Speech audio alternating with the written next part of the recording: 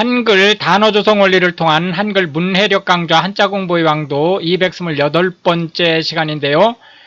오늘 첫 번째로 살펴볼 한자는 선자가 되겠습니다.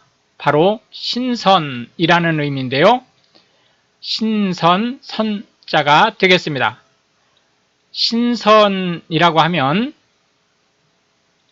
통상 도교에서 얘기하는 사람이 도를 닦아서 병에도 걸리지 않고 죽음에도 이르지 않는 아주 이상적인 형태의 인간으로 변한, 그래서 사실은 이제 인간이 아니죠. 그런 선계에서 사는 존재를 얘기하게 되겠습니다. 이 신선이라고 하는 사상은 한국인에게 아주 뿌리 깊게 스며든 사상인데요. 불교, 특히 샤머니즘, 그리고 성리학, 그 공자의 성리학 사상이 너무나 뚜렷하게 박혀있기 때문에 이 도교 사상은 겉으로는 잘 드러나지 않지만 실제로는 대단히 크게 영향을 끼친 4대 요소다, 이렇게 보실 수 있겠습니다. 신선과 선인은 같은 말이죠. 해서 도를 닦아서 이미 경지에 오른, 선경에서 생활하는 경지에 오른 존재를 얘기하고요. 여자 신선을 선녀라고 얘기하고, 신선들이 사는 지역을 우리가 하늘나라라고 하는 데죠. 선경이라고 얘기를 합니다. 신선노름이라고 하는 것은 신선들이 논다는 뜻이 아닙니다. 그게 아니고 사람이 신선이 노는 것처럼 아무런 걱정 없이 시간 가는 줄 모르고 노는 것을 얘기합니다. 선인장이라고 하는 것은 잎사귀가 주위 환경이 워낙 비가 안 오는 척박한 환경이기 때문에 물을 바깥으로 분출을 하는 것을 최소화하기 위해서 바늘처럼 만들어진 그러한 식물을 얘기하지요. 통상 사막 지역에서 사는 것으로 알려져 있습니다. 그러나 이제 선인장도 종류에 따라서는 온대지방에도 사는 게 있습니다. 봉선화라고 하는 것은 우리가 봉숭아라고 통상 부르는 꽃인데요. 약간의 흰색이 들어간 빨간색 꽃이 피고요. 이거를 백반가루와 함께 꽃잎을 찧어서 즙을 낸 뒤에 손가락에 그 붕대로 감아서 손톱을 빨갛게 물들이는 용도로 썼었습니다. 수선화라고 하는 것은 아주 자태가 고운 꽃인데요. 하얀색으로 큰 꽃이 필 수도 있고 대에 여러 가지 꽃이 쭉 연달아 필 수도 있습니다. 신설로라고 하는 것은 구리로 만든 용기에 이제 고기 재료라든지 이런 음식 재료와 국물을 담아서 대접하던 한국의 전통 음식 중에 하나고요. 신설로는 수라에서도, 임금님의 밥상을 수라라고 하죠. 수라에서도 중요한 위치를 차지하고 있었습니다. 선유도라고 하는 것은 전라북도 군산 지역에 있는 그 충청남도하고 접경 지역에 있는 한 섬의 이름이고요. 선유교라고 한강에도 있죠. 양화대교 옆에. 이렇게 해서 이제 첫 번째 한자인 선자를 살펴보았고, 두 번째로는 억자를 살펴보도록 하겠습니다. 억이라고 하는 것은 숫자로 서양 쪽에서는 자릿수를 세 자리마다 체크하죠. 그러나 이제 한국에서는 네 자리마다 체크합니다. 그렇기 때문에 하나, 둘, 셋, 넷 다음에 여기 만 자리죠.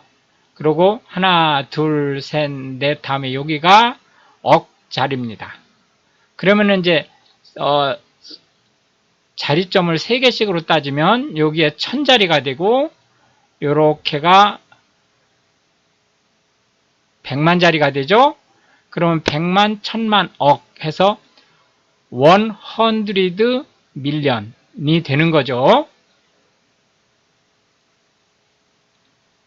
하나, 둘, 셋, 넷, 다섯, 여섯, 일곱, 여덟, 아홉, 열, 열하나, 열둘, 열셋, 열넷, 열다섯 해서 총 15획에 해당하는 한자가 되겠습니다.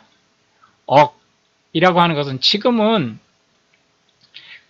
대한민국이 워낙 전 세계로 볼 때 10위권의 경제 대국이 됐기 때문에 이 억이라고 하는 것이 그냥 일상생활의 숫자였습니다만은 옛날에는 이 억은 쳐다볼 수 없이 큰 숫자였습니다. 그렇기 때문에 억이라고 하면 그야말로 우리가 깜짝 놀랄 때 억 하죠. 그거와 발음이 같잖아요. 그래서 억이라고 하는 숫자는 할 수 있는 숫자로 보았던 숫자입니다. 헤아릴 수 없을 만큼 큰 숫자다라는 의미를 가지고 있는 거죠. 1억 원 하면 100 밀리언이라는 뜻이고, 이 원은 이제 대한민국 화폐, 즉 우리가 KR 원이라고 표시하는 대한민국 화폐죠. 억겁이라고 하면 아주 오랜 시간을, 불교에서 말하는 영원에 가까운 시간을 얘기하는 거고요.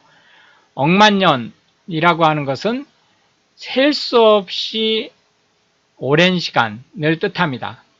억겁과 억만년은 의미가 유사하죠. 억겁은 이제 불교 용어고, 억만년은 일반적인 한국 사회에서 쓰는 일반적인 용어라고 보시면 되겠고, 억만장자 하면 어마어마한 대부호를 얘기합니다. 마지막 세 번째로 살펴볼 한자는 적자가 되겠는데요. 적자는 원수라는 의미와 나에게 반대하는 세력이라는 의미를 함께 가지고 있습니다. 하나, 둘, 셋, 넷, 다섯, 여섯, 일곱, 여덟, 아홉, 열, 열하나, 열둘, 열셋, 열넷, 열다섯 해서 총 15획에 해당하는 한자가 되겠습니다. 적이라고 하는 것은 원수라는 의미와 나와 대척점에 있는 사람을 얘기하는 거죠. 적은 좀 전에 설명드린 바와 같이 원수 또는 나를 반대하는, 또는 내가 반대하는, 나를 대적하는 사람을 얘기하고, 적의는 나에 대해서 좋지 않은 감정을 갖는 것을 얘기합니다. 적개심이라고 하는 것은 적에 대한 강한 분노를 얘기하는 거고요.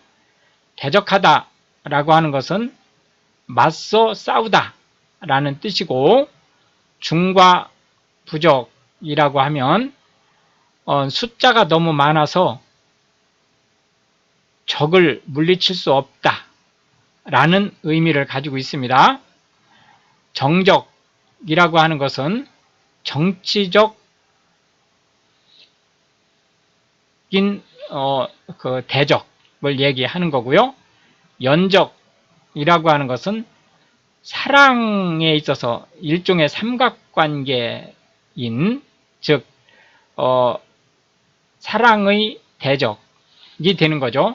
천적이라고 하는 것은 생태학적으로 볼 때 먹이사슬의 상위에 있는 존재를 얘기합니다. 예를 들자면 쥐 위에 있는 뭐 개구리라든지 쥐라든지 이런 것 위에 있는 뱀이 천적이 되는 거죠. 그런데 이제 이 천적이라는 말을 일반 그런 이제 그 생태학적인 것에서 좀 확대해서 일반 사회에서도 그 사람을 꼼짝 못하게 하는 사람이라는 의미로 천적이라는 말을 쓰고 있습니다. 무적이라고 하는 것은 대적할 사람이 없이 아주 그 강대한 세력을 떨치는 사람을 얘기합니다. 이렇게 해서 이제 오늘도 우리는 3개의 한자와 각 한자에 대해서 10개씩의 현대 한국어에서 자주 쓰이고 있는 단어들을 살펴보았는데요. 이것이 한글 문해력 향상에 도움이 되고 특히 외국인으로서 한국어를 배우시는 분들한테 한국어 단어가 어떤 식으로 구성되어 있는지 그리고 어떻게 활용되는지에 대한 폭넓은 이해를 전달할 수 있게 되기를 바라겠습니다. 시청해 주셔서 감사하고 우크라이나를 위해 기도해 주시면 더욱 감사하겠습니다.